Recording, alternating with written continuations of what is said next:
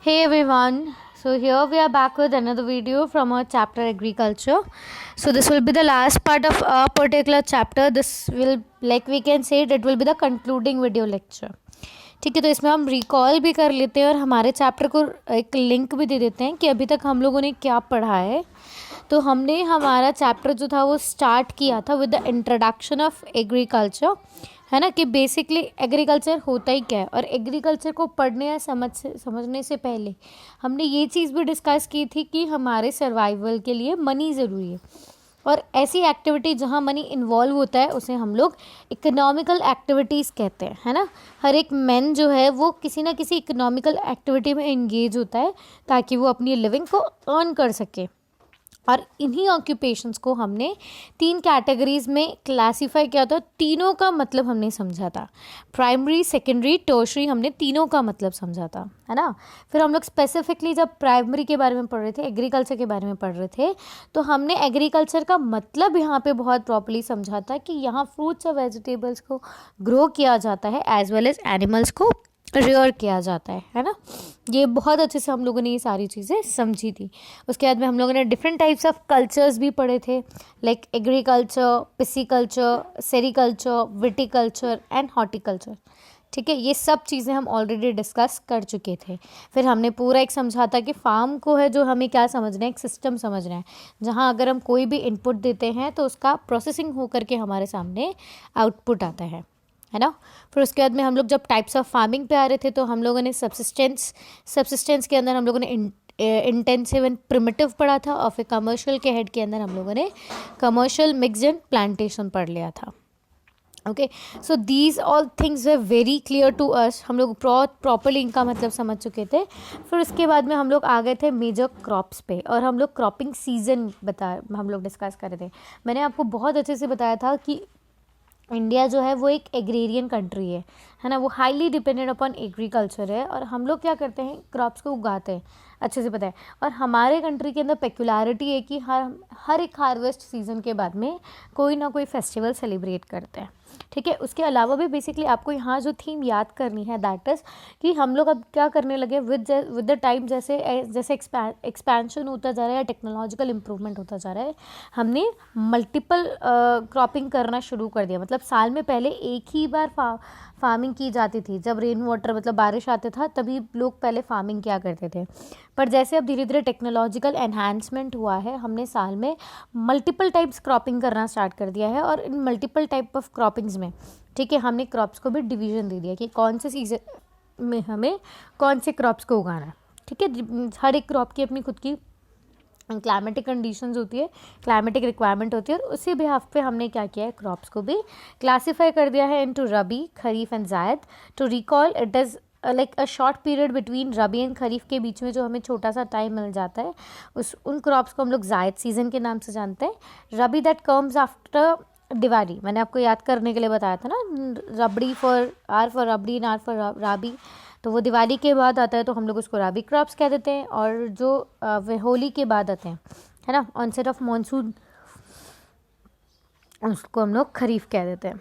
ठीक है, so these all were clear. And then we have discussed about rice and wheat also. Then we went to कि India का सबसे बड़ा important crop बोल सकते हैं, स्टेपल क्रॉप हम बोल सकते हैं, कि हमें क्या क्लाइमेटिक कंडीशंस है, कैसा सॉइल हमें चाहिए और इंडिया में ये कहाँ कहाँ ग्रो किया जाता है. So we have also discussed about the maps, है ना, of this particular food crop also. After that we have also gone through wheat कि wheat के क्या circumstances होते हैं, ये winter crop होता है. ठीक है, these all things are very clear to us. Now here we come to millets. ठीक है, millets को कहा जाता है कोरस ग्रेन्स. ठीक है, अब जैसे अभी हम लोगों ने देखा था कि राइस और व्हीट के लिए हमें एक फर्टाइल सॉइल चाहिए, है ना. पर ये ऐसे क्रॉप्स होते हैं, ऐसे ग्रेन्स होते हैं जो लेस फर्टाइल या फिर सैंडी सॉइल में भी ग्रो किए जा सकते हैं. इनको बहुत कम बारिश चाहिए और हाई टेम्परेचर चाहिए. मिलेट्स के अंदर अगर हम एग्जांपल की बात करें तो मिलेट्स के अंदर इंडिया में ग्रो किया जाता है ज्वार, बाजरा, रागी. ठीक है, तो ये भी काफ़ी इजी था कि ये कोरस ग्रेन्स होता है, लेस फर्टाइल सॉइल में भी उगा लिए जाते हैं, पानी भी कम चाहिए पर क्लाइमेट ज़्यादा चाहिए, है ना. फिर मेज़ की अगर हम बात करते हैं तो it requires moderate temperature, rainfall and lots of sunshine and a well drained fertile soil. इसका लीडिंग प्रोड्यूसर यूएसए है और यूएसए के बाद में ये north America, Brazil, China, Russia, Canada, India और मैक्सिको में भी ग्रो किया जाता है। अब फाइबर का मतलब आप समझते हो जिससे हमारे क्लोथ्स वगैरह बनते हैं। तो फाइबर के फॉर्म में हमारे पास दो यहाँ पे हमें समझते हैं, that is cotton and jute. Cotton जो है वो सबसे ज़्यादा बेस्ट उगाया जाता है ब्लैक एंड एलुवियल सॉइल पे। In further classes also will be able to understand and learn कि जो ब्लैक सॉइल है उसका दूसरा नाम कॉटन सॉइल भी होता है, ठीक है। तो वो क्यों होता है बेटा कि because like black is always associated with black is also associated with cotton soil, okay. तो यहाँ पे आपको हमेशा ध्यान रखना है कि best suitable soil for cotton is always black. उसके बाद में it is one of the main raw material for cotton textile industry. Of course अगर कॉटन के कपड़े बनाने हैं आपको तो आपको क्या चाहिएगा, कॉटन चाहिएगा। सो ये सबसे मेन इंपॉर्टेंट रॉ मटेरियल हो जाता है। इसके लीडिंग प्रोड्यूसर्स है China, USA, India, Pakistan, Brazil and Egypt. That means the most leading producer is China. उसके बाद में रिस्पेक्टिव कंट्रीज़ है। जूट को हम गोल्डन फाइबर भी बोलते हैं, इसके टेक्सचर और कलर की वजह से उसको गोल्डन फाइबर बोला जाता है, ठीक है। उसको बहुत मतलब हाई बोल सकते हैं हम लोग कि हाई ह्यूमिडिटी चाहिए होती है, हाई रेनफॉल चाहिए होता है, हाई टेम्परेचर चाहिए होता है, even the fertility of soil भी उसको बहुत ज़्यादा चाहिए होती है। This crop is grown in tropical areas में इसको उगाया जाता है, ठीक है। इंडिया एंड बांग्लादेश आते हैं leading producers. Okay, so here we have completed till like main of the, हमने दो तरह के क्रॉप्स कर लिए, फूड क्रॉप्स में हमने पढ़ लिया, फाइबर क्रॉप्स में हमने पढ़ लिया। इसके बाद हम लोग आ जाते हैं बेवरेजेस पे। बेवरेजेस का अगर मतलब मैं समझाऊँ तो ड्रिंक होता है, नॉर्मल बेवरेजेस का मतलब। तो यहाँ पे इम्पॉर्टेंटली हम लोग मॉर्निंग में टी कॉफ़ी ही प्रेफर करते हैं ना, तो हम इन्हीं के बारे में पढ़ेंगे। तो टी कॉफ़ी की अगर हम बात करते हैं तो इसे वार्म क्लाइमेट चाहिए, वेट क्लाइमेट चाहिए, लूमी सॉइल में होता है, जनरली हिली एरियाज़ में होता है, और ब्राज़ील इसका लीडिंग प्रोड्यूसर है, okay. India is also one of the leading producers of coffee. T की अगर हम बात करें, ये भी बेवरेज क्रॉप है जो प्लांटेशन में ग्रो किया जाता है। Now this is what you need to understand. अभी हमने कमर्शियल के अंदर प्लांटेशन पढ़ा था कि जहाँ बड़े पीस ऑफ लैंड पे है ना एक ही क्रॉप को उगाया जाता है फॉर द कमर्शियल पर्पज, से हम प्लांटेशन कहते हैं। तो इस प्लांटेशन का एक बहुत इंपॉर्टेंट क्रॉप होता है टी, ठीक है। This requires cool climate as well as high rainfall throughout the year, okay. It needs well drained loamy soil and large number of labour. अब लेबर इसमें बहुत ज़्यादा क्यों चाहिए पता है, आपने देखा भी होगा, मतलब ताज़ा वगैरह के जब टीवी में एडवर्टाइजमेंट्स आती है तो वुमेन्स जो है अपने पीछे अपने बैक पे बास्केट्स लोड करके वो एक एक लीव्स पिकआउट करती है ना, इसकी टी की। तो ये इस तरह के आपको मतलब आपको समझ में आना चाहिए इस चीज़ के लिए कि यहाँ प्लांट्स ग्रो कर दिए जाते हैं। ऐसा नहीं, अब जैसे अब जनरली हम लोग वीट वगैरह उगाते हैं ना, तो बेटा क्या होता है कि हम लोग वीट उगा देते हैं, फिर एट द हार्वेस्ट टाइम जब आता है तो हम पूरी वीट की कटाई कर लेते हैं। पर प्लांटेशन में आपको ये चीज़ समझना है कि आपने एक बार अगर प्लांट ट्री ग्रो कर दिया तो लॉन्ग टेन्योर के लिए चलता है। जैसे अब एप्पल का ट्री लग गया है तो एप्पल तोड़ेंगे ना, पेड़ थोड़ी काटेंगे पूरा। पर वीट वगैरह मेज़ वगैरह के कंडीशन में तो क्या होता है कि पूरा पौधा ही कट जाता है। तो यहाँ आपको ध्यान रखना है, टीज़ में भी ट्री जब टी की ग्रोथ होती है बेटा तो यहाँ पर भी पूरे पेड़ को नहीं काटा जाता है, टी लीव्स को पिक आउट किया जाता है, ठीक है। इसीलिए बहुत ज़्यादा लेबरस वर्क भी हो जाता है ये। तो केन्या, इंडिया, चाइना, श्रीलंका जो है वो इसके अच्छी क्वालिटी के टी प्रोड्यूसर्स हैं, ओके। इसके बाद अगर हम करते हैं बेटा, देखो अब बेसिक थीम हमारी क्या आती है, ठीक है। अब हमने क्या किया है, पूरा एक मैकेनिज्म समझ लिया है और इम्पॉर्टेंट क्रॉप्स के बारे में हमने स्टडी कर लिया है, ठीक है। अभी मैं फिर से बता रही हूँ और कंटिन्यूसली इसी चीज़ की बात कर रही हूँ, और ये बहुत इंपॉर्टेंटली तुम्हारे लिए समझना है कि इन द मूविंग एरा, अगर हम करंट एराज की बात करते हैं, ठीक है, तो हम लोग कहाँ से कहाँ टर्न हो रहे हैं, from developing to developed nation, ठीक है। From developing to developed nation हम कन्वर्ट हो रहे हैं। और इस डेवलपिंग से आप कभी भी मतलब कभी भी अगर हम किसी भी डेवलप कंट्री का सिनेरियो देखते हैं तो स्टार्टिंग में वो लोग बहुत ज़्यादा एग्रीकल्चर पे डिपेंडेंट थी, ठीक है। और एग्रीकल्चर पे डिपेंडेंट होने के बाद में अगर जब उन्होंने अपना एग्रीकल्चर सेक्टर मतलब बोलते हैं ना कि बहुत ज़्यादा स्ट्रॉन्ग कर लिया था, फूड में वो सिक्योर हो गए थे, है ना, फूड सिक्योरिटी उन्होंने डेवलप कर ली थी, तो उनको इकोनॉमिकल प्रोग्रेस भी देखने को मिला था। इवन हिस्ट्री ऑल्सो स्टेट्स की जहाँ पर भी खाने की कमी होती है वहीं पे लड़ाइयाँ शुरू हो जाती है, ओके। मतलब अगर जहाँ पेट खाली होता है लोगों का, वहाँ वो अपनी गवर्नमेंट, अपने राज्य के अगेंस्ट लड़ाई करना स्टार्ट कर देते हैं। So now like we have seen कि हमारा मोस्ट ऑफ द हमारी इकोनॉमी जो है वो एग्रीकल्चर पे डिपेंडेंट है। तो हम लोग क्या करना चाहेंगे बेटा, इस एग्रीकल्चर को डेवलप करना चाहेंगे। दैट मीन्स हमारा जो आज का प्रोडक्शन है उसको और ज़्यादा इम्प्रूव करना चाहेंगे ना।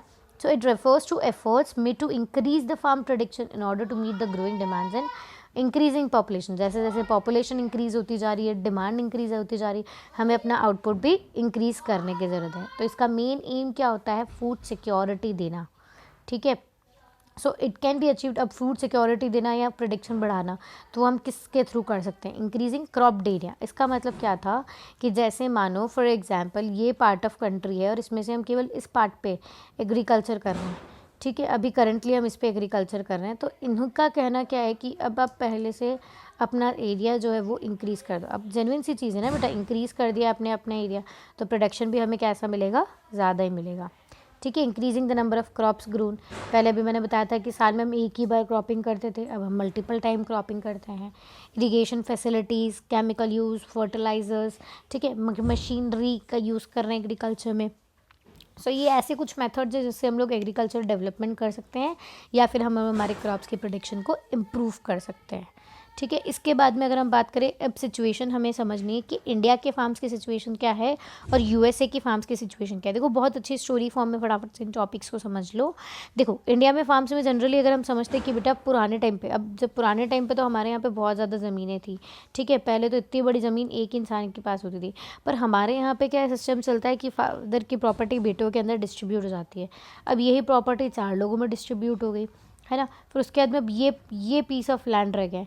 अब कल को ये भी फिर से डिस्ट्रीब्यूट होगी है ना. अब फिर उसके बाद में अगर आप वापस समझोगे तो ये पीस ऑफ लैंड रह गए और ये फिर से डिस्ट्रीब्यूट हो जाएगी. अब वो फार्मर जो है वो इसी पीस ऑफ लैंड पे, मतलब जैसे जैसे हमारे पास पॉपुलेशन इंक्रीज़ होता जा रहा है. ठीक है. इंडिया की जो एवरेज फार्म साइज़ है वो भी धीरे धीरे छोटी होती जा रही है, क्योंकि यहाँ क्या है हमारे बीच में एक मतलब बोलते हैं ना कि repeated division of plot. Father के हाथ में जनरेशन टू जनरेशन जो लैंड जो है वो कंटिन्यूसली रीडिस्ट्रीब्यूट होती गई है. The land is intensively cultivated. इसका मतलब होता है कि देखो अब एग्रीकल्चर तो एक मेन सोर्स है यहाँ पे लोगों का लाइवलीहुड का. इवन पॉपुलेशन बहुत ज़्यादा होने की वजह से उसी एक पीस ऑफ लैंड को लोग जो बोलते हैं ना उस पर इतनी ज़्यादा मतलब इंटेंस क्रॉपिंग कर देते हैं, डबल क्रॉपिंग कर देते हैं, मल्टीपल क्रॉपिंग कर देते हैं. ठीक है. मतलब इसकी वजह से इवन जो फर्टिलिटी ऑफ द सॉइल जो है वो भी रिड्यूस होती जाती है. और यहाँ जो फार्म का अब हमने देखा था कि फार्म की साइज़ भी कम है, कंटिन्यूसली हमने उससे सारा आउटपुट भी लेते जा रहे हैं, धीरे धीरे सॉइल फर्टिलिटी भी डिक्रीज़ हो रही है. तो जो आउटपुट या प्रोड्यूस हमें मिलता है ना वो केवल हमारी पर्सनल नीड्स को पूरी करता है. हमारे पास सरप्लस नहीं होता ताकि हम उसे मार्केट में बेच सकें. इवन जो फार्मर्स होते हैं, अब देखो हर चीज़ कम है, लैंड कम है ना, कैपिटल कम है, इन्वेस्टमेंट कम दे पा रहे हैं, आउटपुट भी कम है, तो गरीब रहेगा किसान, तो वो मशीन्स का भी यूज़ यहाँ पर नहीं कर पाएगा. चीप लेबर का वो यहाँ पे यूज़ करेगा. पैसा नहीं, इसलिए केमिकल फर्टिलाइजर्स पेस्टिसाइड्स पे भी हम लोग नहीं डिपेंडेंट होते हैं.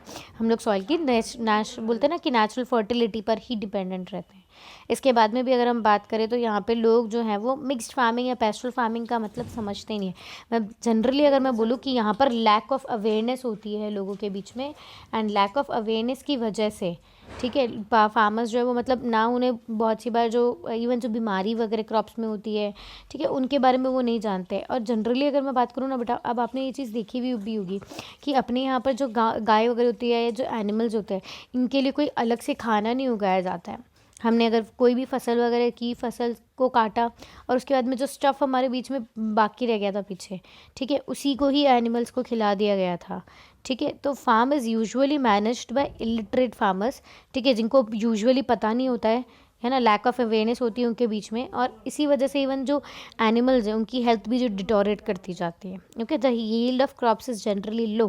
बट यही सिचुएशन साइमल्टेनियसली अगर हम यूएसए के बारे में पढ़ते हैं, ठीक है, तो यूएसए के फार्म साइज़ जो है वो एवरेज से मतलब जस्ट डबल ट्रिपल है. मतलब वहाँ पे अगर हम समझेंगे तो लैंड भी बहुत ज़्यादा है, पॉपुलेशन कम है ना, तो बहुत अच्छी साइज़ ऑफ फार्म मिल जाते हैं किसको, यूएस फार्मर्स को. ओके. अबंडेंट लैंड, अबंडेंट मतलब सरप्लस है, चीप भी है. ठीक है. अब लोग जो है यहाँ पे वो extensive type of agriculture practice करते हैं, मतलब एक बहुत बड़े एरिया में एक सिंगल क्रॉप को उगाते हैं और एक बहुत बड़े एरिया में फिर वो अपने फॉडर के लिए अपने एनिमल्स के लिए फॉडर लगाते हैं, चारे वगैरह उगाते हैं. तो एग्रीकल्चर जो यहाँ पे वो इनका कमर्शियल बिजनेस होता है. ठीक है. अपने यहाँ पे जो हम लोग सिचुएशन समझते हैं ना कि एग्रीकल्चर मतलब ठीक है फार्मर मतलब पुअर, पर वहाँ एग्रीकल्चर मतलब उसको ऐसा ट्रीट किया जाता है फार्मर को that he is a very big business man. ठीक है। फार्मर्स जो है यहाँ पे हाईली मैकेनाइज्ड होते हैं, मतलब उनके पास बड़ी बड़ी मशीन्स होती है ना। लेबर अच्छा खासा, मतलब लेबर तो वहाँ कम होता है और इवन एक्सपेंसिव भी होता है, पर वहाँ मशीन्स का लोग ज़्यादा एम्प्लॉयमेंट यूज़ करते हैं। HYV सीड्स हुई, केमिकल फर्टिलाइजर्स हुए, मतलब बहुत सारी चीज़ों का इनको यूज़ करके ये अपनी फार्म की जो आउटपुट है प्रोड्यूस जो है उसको एनहांस कर लेते हैं। ठीक है। तो यहाँ पे एनिमल्स वगैरह के लिए भी हमें समझ में आ गया कि अलग से उनके लिए फैसिलिटी वगैरह होती है।